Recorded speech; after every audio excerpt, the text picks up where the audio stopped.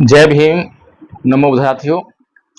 साथियों, महात्मा बापू, राष्ट्रपिता गांधी जी या रंगीला गांधी, यह साथियों आज हम बात कर रहे हैं महात्मा गांधी जी की। और महात्मा गांधी जी को अगर उनका हम चरित्र निर्माण करना चाहें या उनके व्यक्तित्व की पहचान करने की कोशिश करें तो उनके व्यक्तित्व में आपको क्या दिखाई देता है?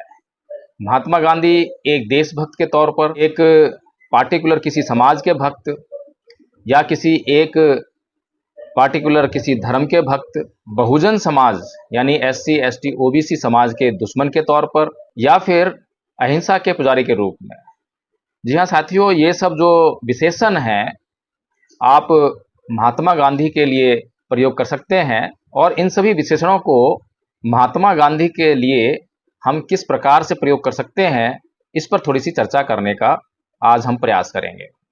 साथियों, महात्मा गांधी जो शब्द, जो महात्मा लगा, महात्मा यानी कि महान आत्मा, महान आत्मा यानी कि जो आम इंसान है, जो आम जन है, उनसे थोड़ा सा अलग और उनसे ऊपर किसी व्यक्तित्व का धनी व्यक्ति, उसे कहेंगे महात्मा।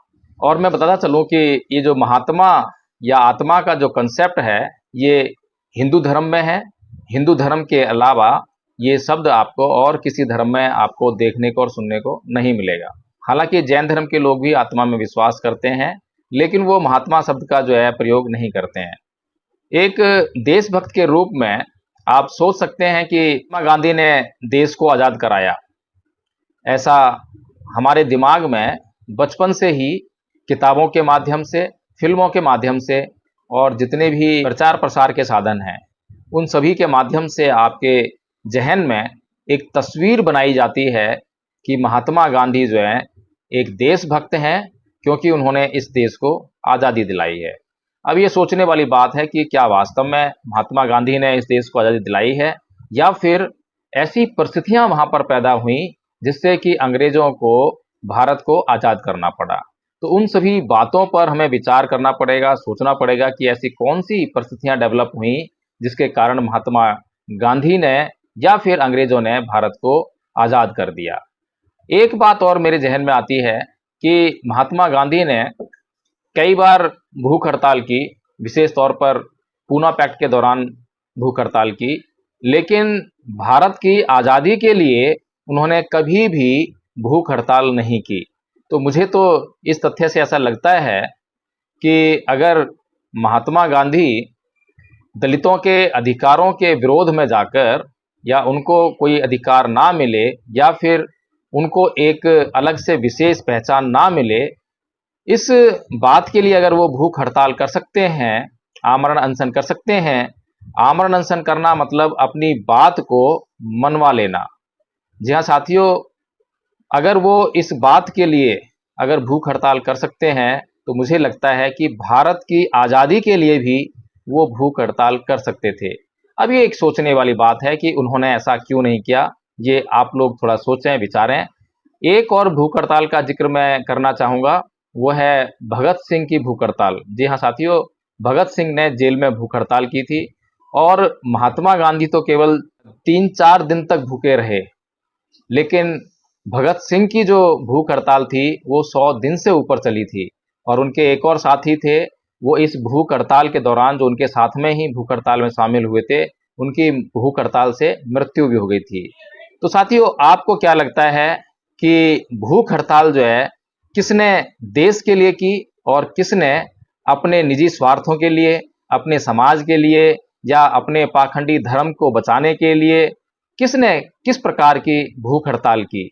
क्या भगत सिंह की भूख हड़ताल को आप देश आज़ादी के लिए की गई हड़ताल कहेंगे, या फिर गांधी जी की जो भूख हड़ताल थी वो दलितों के जो अधिकार, कम्युनल अवार्ड परम पूज्य बाबा डॉक्टर भीमराव अंबेडकर बड़ी मेहनत और मशक्कत के बाद गोलमेज सम्मेलन से हासिल करके आए थे, उसको छीनने का काम, उसको छीनने के लिए गांधी जी अनशन पर बैठे थे, भूख हड़ताल पर बैठे थे। सोचने वाली बात है कि कभी भी भारत को आज़ाद करवाने के लिए गांधी जी भूख हड़ताल पर नहीं बैठे। एक समाज के भक्त, अब मैं इसलिए कह रहा हूं कि एक समाज के भक्त, क्योंकि भारत में छुआछूत होती है।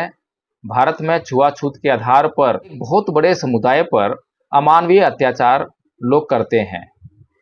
इस बात की जानकारी महात्मा गांधी को ना हो तो मैं समझता हूं कि ये सरासर झूठ होगा। हमें इस बात पर यकीन करना होगा कि गांधी जी को इस बात के बारे में अच्छी तरह से पता था कि भारत के अंदर छुआछूत है, भारत के अंदर जातीय भेदभाव है और जातीय भेदभाव के आधार पर एक बहुत बड़े वर्ग पर अमानवीय अत्याचार किए जाते हैं। यहाँ तक कि जो कुत्ते बिल्ली के साथ में जो यहाँ के जो सवर्ण जाति के जो लोग हैं वो एक अच्छा व्यवहार कर सकते हैं, लेकिन उन लोगों के साथ में कुत्ते बिल्ली से भी बदतर व्यवहार करते हैं। तो साथियों, इसलिए वो एक समाज के विरोध में एक समाज के भक्त के तौर पर मैंने कहा कि वो एक विशेष समाज के भक्त, यानी कि वो सवर्णों के तो भक्त हैं।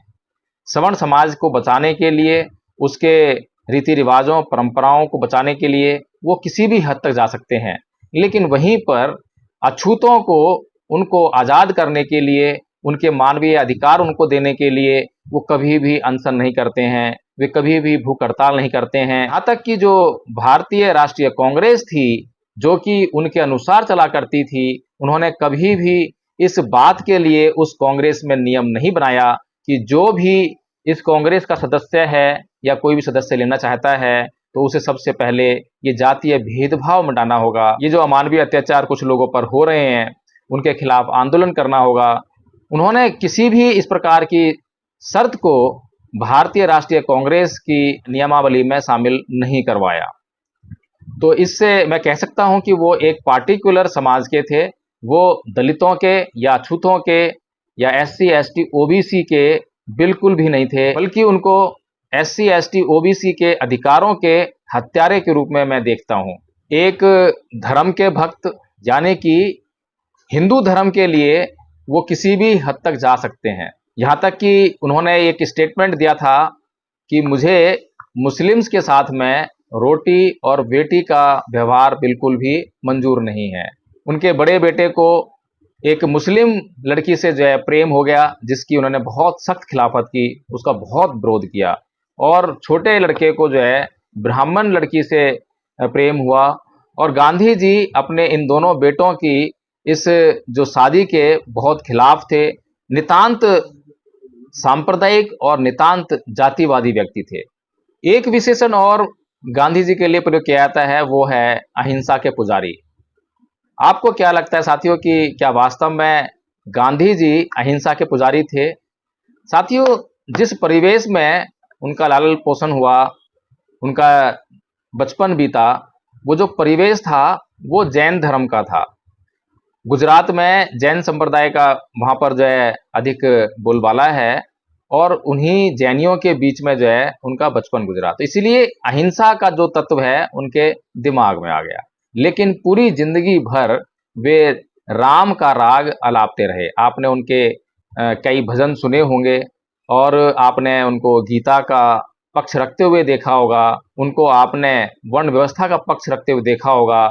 यानी कि कुल मिलाकर वे एक कट्टर हिंदू के रूप में इस देश में पहचाने जाते हैं, जो कि अपने धर्म को बचाने के लिए, अपने धर्म को बनाए रखने के लिए, अपने धर्म को आगे बढ़ाने के लिए किसी भी हद तक जा सकते थे। इसीलिए उन्होंने जो है अपने दोनों बेटों की शादी का जो है विरोध किया और अंत समय में हे राम कहकर मरे।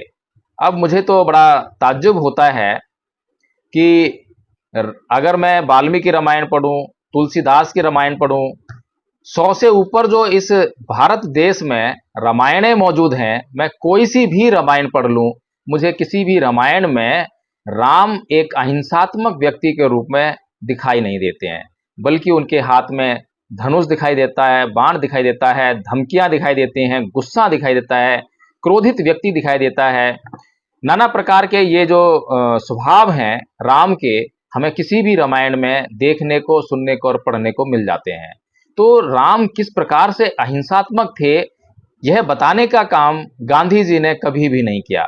और बड़ा ताज्जुब है कि इस देश के लोगों ने कभी भी उनसे यह प्रश्न ही नहीं किया।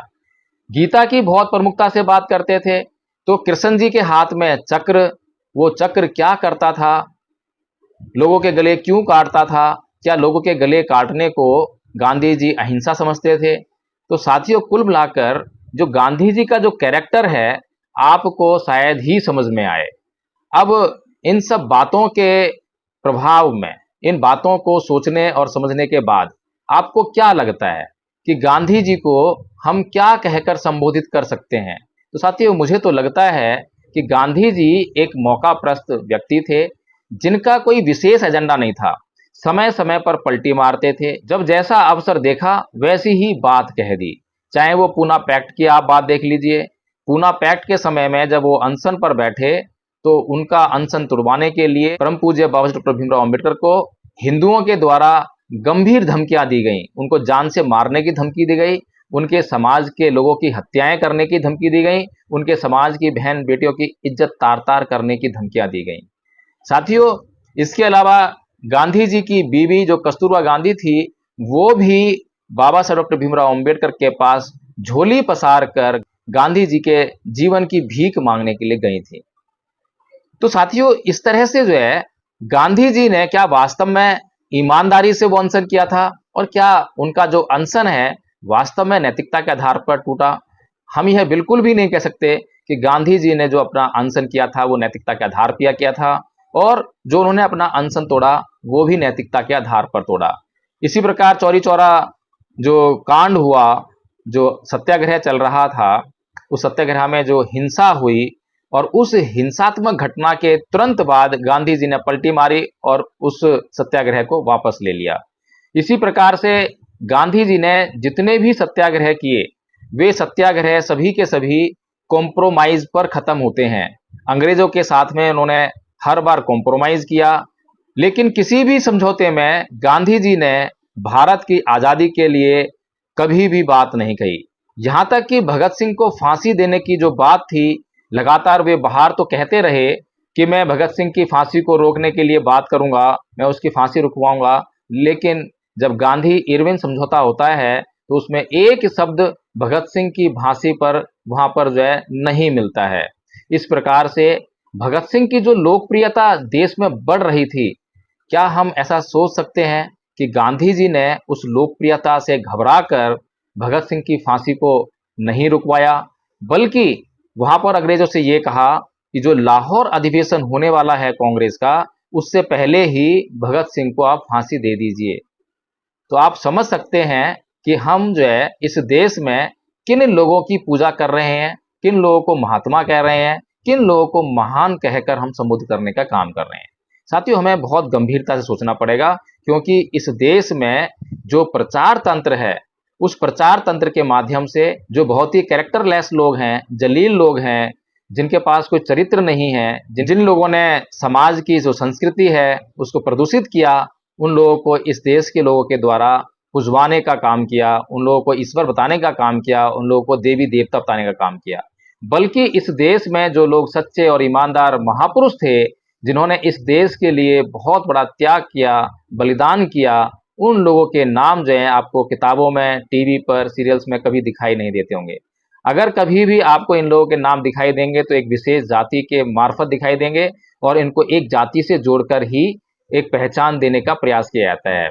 जबकि गांधी जी हों, नेहरू जी हों या फिर पटेल हों, उनको आप जो है राष्ट्रीय नेता के रूप में देखते हैं। लेकिन वहीं पर अगर परम पूज्य बाबा साहब डॉक्टर भीमराव अम्बेडकर की बात करूं, या फिर ज्योतिबा फूले की बात करूं, साहू जी महाराज की बात करूं, तो आप इनको जो है एक जाति विशेष से जोड़कर देखते हैं। ऐसा आप नहीं करते हैं, ये आपकी गलती नहीं है, बल्कि ऐसा आपसे करवाया जाता है। तो साथियों, ऐसा आपसे कैसे करवाया जाता है? क्योंकि उसके पीछे एक बहुत बड़ा प्रचार तंत्र है, जिसका आप अक्सर शिकार होते रहते हैं। तो साथियों, आपको यह वीडियो कैसा लगा मुझे कमेंट लिखकर यह जरूर बताएं कि क्या इस देश को गांधी जी ने आजाद कराया?